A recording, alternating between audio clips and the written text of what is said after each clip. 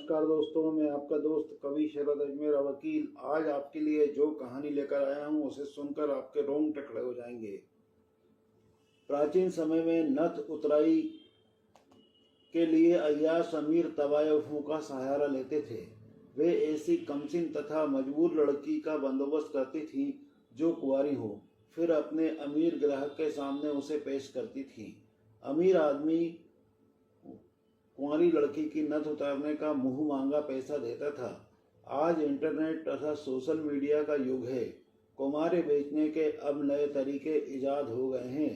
दलाल अब बिना लड़की से मिले इंटरनेट के माध्यम से उसे प्रपोजल देते हैं और उसका सौदा कर लेते हैं। पुराने समय में मजबूर किशोरियों को नथ उतराई के लिए पेश किया जाता था, पर अब हसीन युवतियां अथाह पैसे के लालच में खुद अपना कौमार्य बेचने लगी हैं। हैरानी की बात यह है कि जिस मंच से उन्हें प्रसिद्धि मिलती है उसी को वे अपना कुंवारा जिस्म बेचने के लिए इस्तेमाल करती हैं। पिछले दिनों रशियन ब्यूटी क्वीन एना द्वारा वर्जिनिटी बेचने का जो मामला सामने आया, उससे देह व्यापार के एक नए ट्रेंड के बारे में खुलासा हुआ है।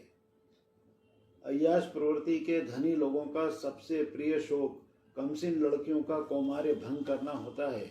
मॉडल एवं ब्यूटी कॉन्टेस्ट में हिस्सा लेने वाली लड़कियों पर इन अय्याशों की खास निगाह होती है। इनके दलाल ऐसी युवतियों को ढूंढते रहते हैं। बिंदास किस्म की कई लड़कियां अक्सर इन अय्याशों द्वारा दिए गए लालच में फंस जाती हैं और अपनी वर्जिनिटी का सौदा कर बैठती हैं। पिछले दिनों रशिया में मिस मॉस्को ब्यूटी कॉन्टेस्ट आयोजित हुआ था। इस कॉन्टेस्ट में उपविजेता रही थी 17 साल की मॉडल एना फेशचेंको। प्रतियोगिता खत्म होने के बाद फेशचेंको अपने घर नहीं गई, बल्कि अपनी एक सहेली 19 वर्षीय एकाटेरिना के साथ हवाई जहाज से दुबई चले गई। उसने एकाटेरिना को बताया था कि उसे मिस मॉस्को प्रतियोगिता आयोजित करने वाले आयोजकों की तरफ से इनाम के तौर पर यूएई की सैर करने का मौका मिला है। दुबई पहुंचने पर एकाटेरिना को एना की हरकतें संदिग्ध लगी। दुबई पहुंचने पर वे दोनों एक आलीशान होटल में ठहरी थी। एक रोज जब पूरी रात एना गायब रही तो एकाटेरिना को उस पर संदेह हो गया। वह समझ गई कि माजरा क्या है। एकाटेरिना को जब एना से पूछा कि वह रात भर कहाँ रही तो उसका जवाब सुनकर उसके पैरों तले से जमीन खिसक गई। एना ने उसे बताया कि पिछली रात वह एक अमीर शेख की रात की दुल्हन बनी थी। उस शेख ने ही उसे बीती रात कली से फूल बनाया। एना ने एकाटेरिना को अपने कौमार्य की जो कीमत बताई उसकी बाबत जानकर वह और हैरान रह गई। एना ने सहेली के समक्ष भी जिस्म फरोशी का प्रस्ताव रखा, जिसे एकाटेरिना ने ठुकरा दिया। मौका पाकर एकाटेरिना ने मॉस्को में अपने माता पिता को फोन किया और सारी बात उन्हें बताई। उसके माता पिता तुरंत हवाई जहाज से दुबई आए और अपनी बेटी को सकुशल घर ले आए। इसके बाद एना के माता पिता को भी अपनी बेटी के कारनामे की जानकारी दी गई। एकाटेरिना ने बताया कि दुबई पहुंचने पर वे दोनों होटल में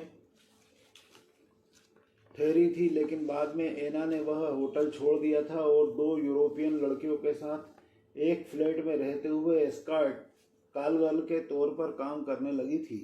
एना दुबई के शेखों के हरम तक पहुंची कैसे, यह जानना भी दिलचस्प है। असल में जैसे ही एना ने मिस मॉस्को प्रतियोगिता के लिए आवेदन किया, उसके बारे में खबरें छपने लगी। दलालों ने तुरंत उसके बारे में पता किया और एक वेबसाइट के माध्यम से उससे संपर्क किया।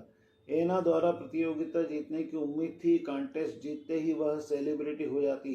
अतः दलालों ने एना के सामने एक बहुत ही लुभावना प्रस्ताव रखा। एना को कहा गया कि यदि वह वर्जिन है तो दुबई में कुछ ही दिनों में के टूर से वह इतनी दौलत कमा सकती है जितनी दौलत के बारे में उसने सपने में भी नहीं सोचा होगा।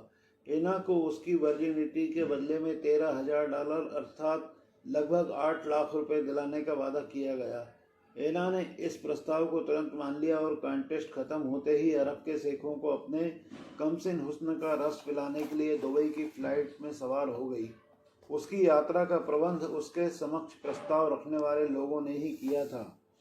एना फेशचेंको मॉस्को में कॉलेज की छात्रा है और अपने पढ़ाई का खर्च उठाने तथा अपने महंगे शौक पूरे करने के लिए उसने यह कदम उठाया।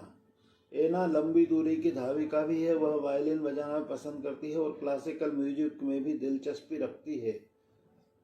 दुनिया घूमने का सपना देखा करती थी। एना की मां ओल्गा फ्रांसेस्को में शुरू में तो इस बात पर यकीन ही नहीं हुआ कि उसकी बेटी दुबई में सैकड़ों की रातें रंगीन करने गई है। उसने एना से फ़ोन पर बात की और उसे घर लौटने को कहा। एना ने घर लौटने से मना कर दिया। इसके बावजूद एना की मां ने उसे बार बार SMS करना जारी रखा। उसे भरोसा था कि एक न एक दिन घर वापस आ जाएगी। पुलिस का कहना है कि चूंकि एना को एकाटेरिना के साथ दुबई जाने की अनुमति उनके अभिभावकों ने दी थी, इसलिए वे इस मामले में ज़्यादा कुछ नहीं कर सकते हैं। मॉस्को पुलिस अब विभिन्न वेबसाइटों और सोशल नेटवर्किंग साइटों को खंगाल रही है कि कहीं कुछ और लड़कियां तो अपना कौमार्य बेचने की तैयारी नहीं कर रही थी। तो दोस्तों, आजकल जो एक ये ट्रेंड चल रहा है बहुत ही खतरनाक है। इसमें नई उम्र की नवयुवतियों को फंसाकर उनका कौमार्य की कीमत लगाई जाती है। यह कहानी आपको कैसी लगी कृपया कमेंट करके बताएं। वीडियो को लाइक करें, चैनल को सब्सक्राइब करें। नमस्कार।